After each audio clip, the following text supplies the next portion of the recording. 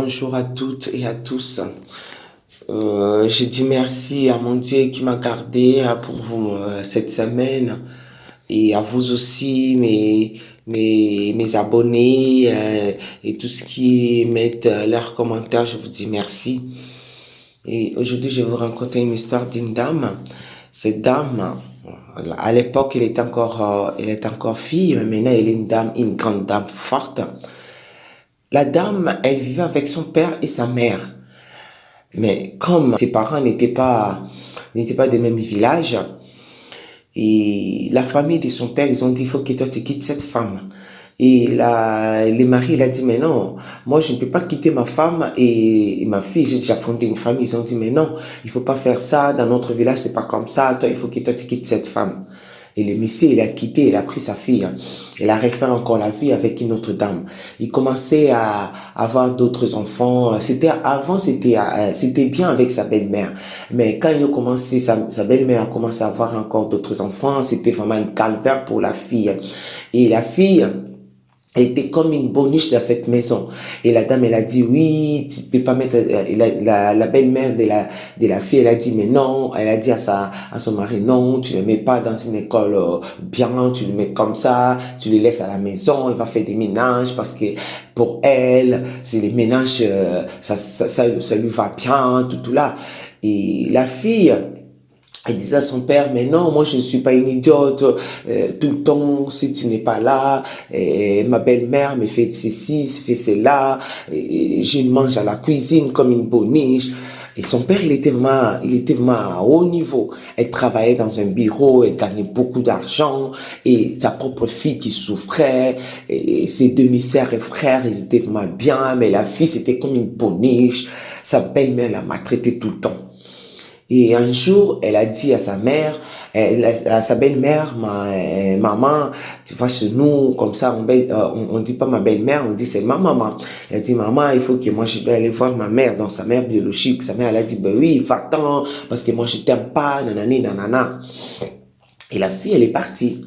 Quand elle est partie chez sa mère, elle a commencé à dire à sa mère biologique, elle a dit, là où je vis avec mon père, ma belle-mère me maltraite tout le temps, je mange dans la cuisine, ses propres enfants mangent au salon, dans la salle à manger, moi je reste comme une boniche dans la cuisine, je fais tout le temps de ménage, je pars pas à l'école, ils m'ont mis dans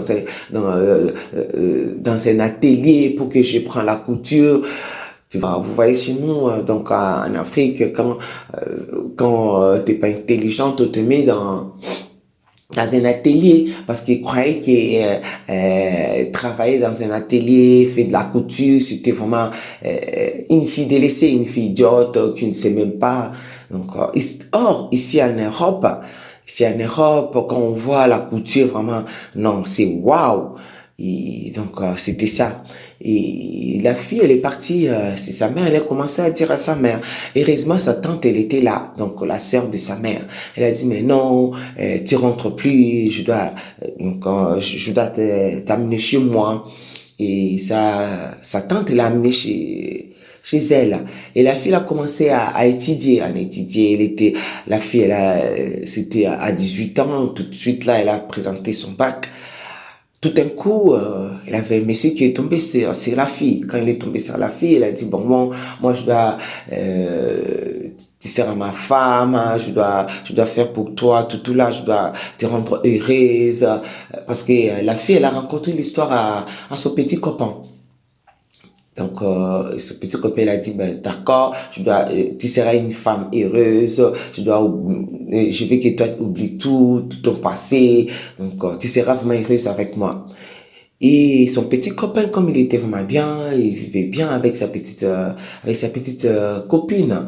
Tout d'un coup, la fille, elle est tombée enceinte. Après, le monsieur, il est parti pour faire la demande. Ils ont dit, ben, d'accord, on attend.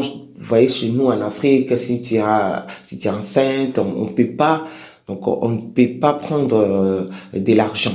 Ils ont dit, bon, on attend dès que la fille va accoucher et on va prendre la dot. Et la fille, 6 mois, 7 mois, 9 mois, la fille a accouché. Elle a accouché un beau garçon. quand elle a couché un bon garçon, mais son mari il a dit bon, donc avant que je fasse la dot, donc je dois faire vraiment un bon cadeau. Je te fais un bon cadeau, donc je dois t'envoyer en Europe. Et quand de ton retour, on va faire les mariages. Et la fille, elle est partie avec son bébé. Partie avec son bébé, ils sont venus ici en Europe, ils ont commencé à faire sa vie. Elle a dit, mais non, moi je ne peux pas rentrer, c'est que j'avais subi là-bas. Son mari, elle a dit, bon, d'accord, je viendrai alors là-bas, te rejoindre, après on va faire notre vie. Et son mari, elle est venu, ils ont commencé à faire la vie. Et la fille là, la dame forte maintenant, on l'appelle la dame forte maintenant. Et son papa, maintenant, vous voyez, en Afrique, si vous montez, vous êtes des cadres, tout là, et après tout un coup, pouf! Son père, on l'a licencié. Maintenant, la vie a commencé vraiment dure. Il souffre maintenant, son père et ses frères et sœurs, avec sa belle-mère. Ils ont commencé à vendre des objets, des voitures. Ils ont commencé à vendre des trucs de la maison, mais la parcelle, ils n'ont pas touché. Et la fille, elle était là. Eh bien, un jour, elle a attendu le téléphone de son père. Oh non, toi, tu vis en Europe, moi, je savais même pas. Elle a dit, ouais, il fallait que je vous appelle. C'était vraiment compliqué pour moi. Donc, c'était ça, par-ci, par-là. J'ai parté par-ci, par-là. Il dit, oh, tu as eu ton mari? Il a dit, ben oui, il faut que tu demandes à ton mari d'envoyer la dot, tout là. Il a dit, bon, d'accord, je dois dire à mon mari.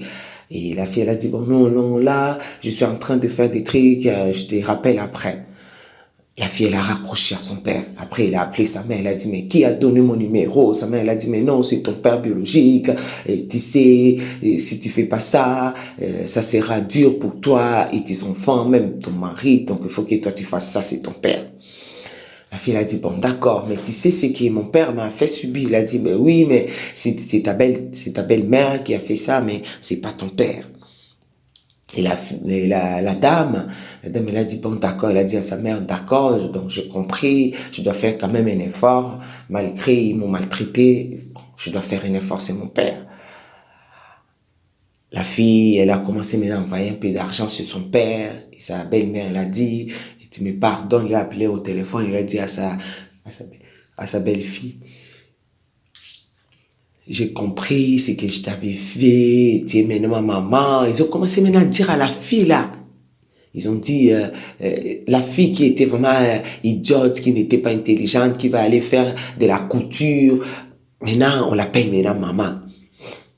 Vous voyez le monde comme il est méchant. Vous voyez le monde. Les gens qu'on voit comme ça, là, tu crois que tu es vraiment avec tes propres parents, mais tu vois qu'on va te maltraiter. Moi, je vois beaucoup d'enfants qui sont en Afrique, qui viennent maintenant des sorciers, qui viennent des chégués, qui dorment dans la rue. Ça fait très mal.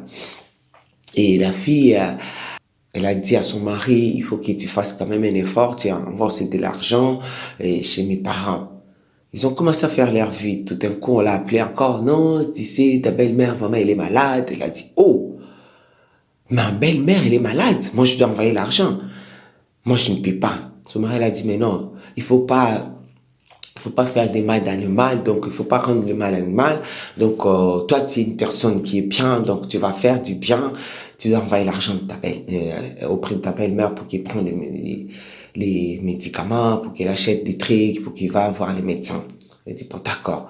On l'a envoyé l'argent, sa belle-mère, mais elle n'a pas pu, sa belle-mère, elle est morte. Sa belle-mère, elle est morte. Ses petits frères, donc ses demi-frères, ils l'ont appelé, il a dit, oh, vous m'appelez maintenant Yaya, vous m'appelez maintenant grande sœur. Quand j'étais en Afrique, qu'est-ce que vous faisiez pour moi? Vous m'insultez, vous me maltraitez comme une boniche. Maintenant, je suis vraiment votre grande sœur. Elle dit, ouais, il faut oublier tout là, on avait fait du mal pour toi. Son mari de la dame forte, elle a dit, bon, d'accord, ne t'occupe pas, tu es comme tu es là, tu es vraiment une dame forte, tu oublies tout, donc tu aides tes propres frères. Et alors la fille, elle a commencé à dire, d'accord, je dois faire ceci pour mon père. Donc comme c'est les mariages maintenant, toi tu as dit, tu vas faire la dot. Donc je dois appeler maintenant mon père. Ils ont appelé son père et son père il a dit, oui maman c'est bien, tu es vraiment ma maman, tu sais, les noms que j'avais donnés, c'est le nom de ma mère.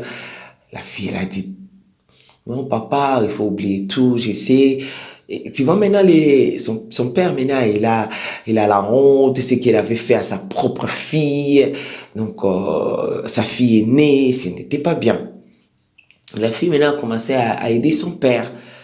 Donc, il a commencé maintenant à aider son père, mais maintenant, il y a maintenant, malgré, c'est un peu loin, son père, il appelle, et la dame aussi, la dame fort aussi, elle appelle aussi son père. Donc, maintenant, il y a quand même un peu de l'harmonie dans la famille, malgré la fille, elle garde un peu de distance avec son père. Voilà notre histoire qui se termine bien. Et si cette histoire vous a plu, n'hésitez pas à liker, partager et à bientôt. Je vous dis bye bye tout le monde.